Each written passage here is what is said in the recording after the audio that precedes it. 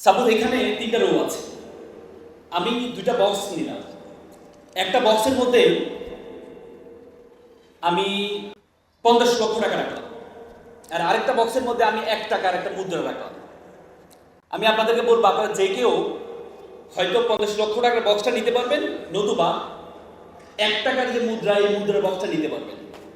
1 টাকার যে মুদ্রার বক্স, এটার মধ্যে লেখা আছে এই মুদ্রাটা প্রতিদিন তার যে সংখ্যাটা আছে সংখ্যাটা ডাবল হবে, এবং ডাবল হওয়ার প্রক্রিয়াটা মাত্র 30 দিনের মধ্যে, 31 দিন মানে 1 মাসের মধ্যে শেষ হবে। আপনারা কোন বক্সটা গ্রহণ করবেন?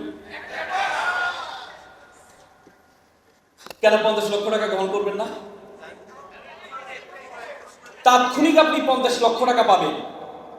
এই 50 লক্ষ টাকা দিয়ে আপনি যেখানে চাইবেন সেখানে যেতে পারবেন, যেটা চাইবেন সেটা নিতে পারবেন। কিন্তু একটা মাত্র মুদ্রা, 1 টাকার একটা মুদ্রা, সেই মুদ্রাটা আপনি কেন নেবেন? এই জন্যই আপনারা এখানে আসছেন, এই জন্যই আপনারা এখানে আসছেন। কারণ 1 টাকার যে মুদ্রা, এই মুদ্রাটা দ্বিতীয় দিনে 2 টাকা হবে, তৃতীয় দিনে 4 টাকা হবে, চতুর্থ দিনে 8 টাকা হবে, এভাবে 10তম দিনে মাত্র 512 টাকা, এবং 20তম দিনে মাত্র 15,000 টাকা হবে। ইন দ্য মিন টাইম যিনি 50 লক্ষ টাকা পেয়েছেন, উনি টাকাটা পেয়ে তাৎক্ষণিক এত টাকা কি করবে? বিদেশ ঘোরা শুরু করেছে। উনি অলরেডি 10-12টা দেশ ঘুরে এসে দেখলো 20 দিনের মাথায় আমার বন্ধুর টাকার মালিক মাত্র 15,000 টাকা, আর আমি কত টাকার মালিক? আমি 50 লক্ষ টাকার মালিক। পরবর্তীতে দেখা গিয়েছে এর টাকাটা, এই মুদ্রাটা 30তম দিনে সেটা হয়েছে 53 কোটি টাকা, এবং 31তম দিনে সে বক্সের সেই মুদ্রাটার মূল্য হয়েছে কত? 107 কোটি সামথিং। তার মানে বক্সের বাইরে চিন্তা, আমরা সবসময় অল্পতে বড় হতে চাই। আমাদের যুব সমাজের মধ্যে সবচেয়ে ব্যাধি আকার ধারণ করেছে যে আমরা তাৎক্ষণিক বড় হতে চাই, আমরা তাৎক্ষণিক সামনে যে জিনিসটা আছে সেই জিনিসটা পেতে চাই। আজকে আমাদের যুব সমাজ জন্য অ্যালার্মিং যে আমরা, যেমন দেখেন আমাদের দেশে একটা অভ্যুত্থান হয়েছে না?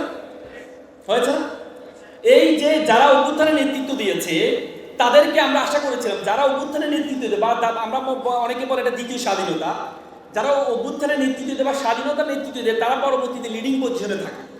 কিন্তু আমাদের ছাত্রদের নেতৃত্বে যে দলটি হয়েছে, দলটি কি এখন লিডিং পজিশনে আছে? কেন নেই?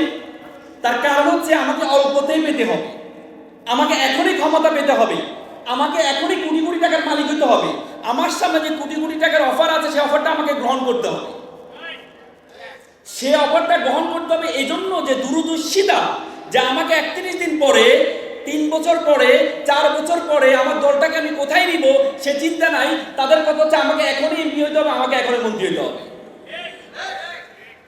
তার মানে আমাদের যুব সমাজ জন্য অ্যালার্মিং হচ্ছে আমরা অল্পতে বক্সের বাইরে চিন্তা করতে পারি না। আমার সামনে 50 লক্ষ টাকার একটা বক্স আছে, তার মানে আমাকে এটা নিতে হবে। কিন্তু আমার সামনে মাত্র একটা মুদ্রা আছে, এই মুদ্রাটা 31 দিন পরে 107 কোটি টাকা হবে, সে চিন্তা আমরা করি না।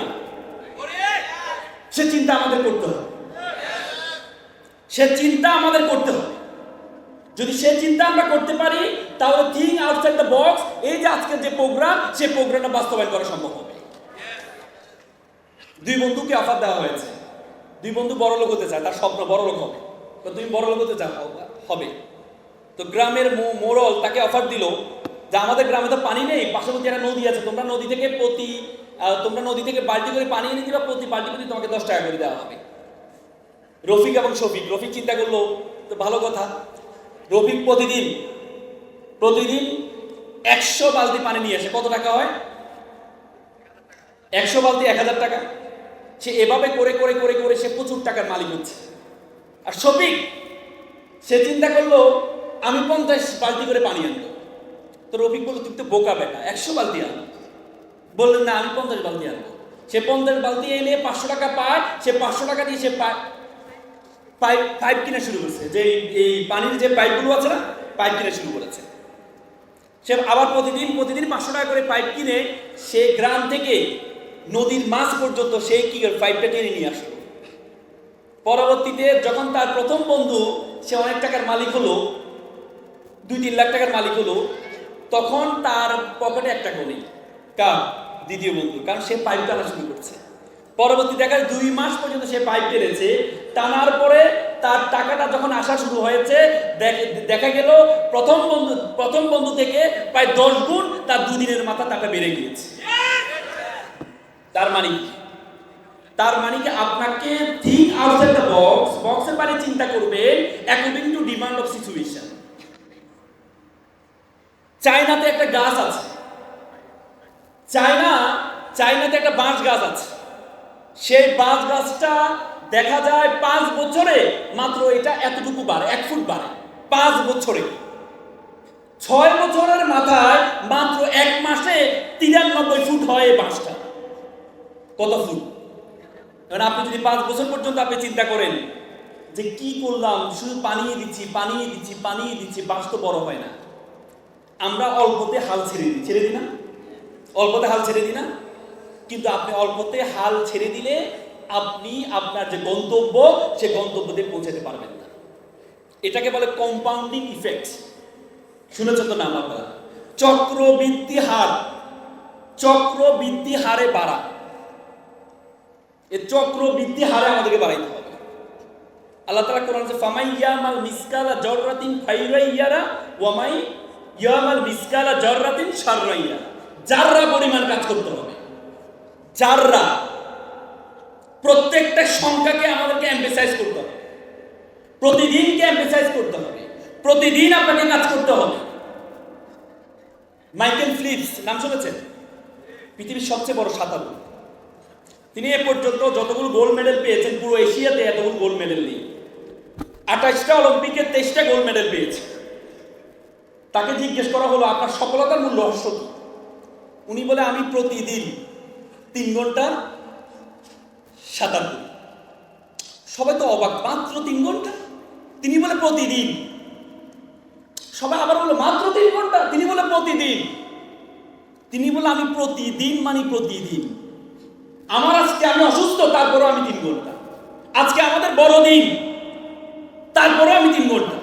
আজকে আমার বিয়ে হয়েছে, ওই জন্য আমি 3 ঘন্টা সাঁতার করেছি।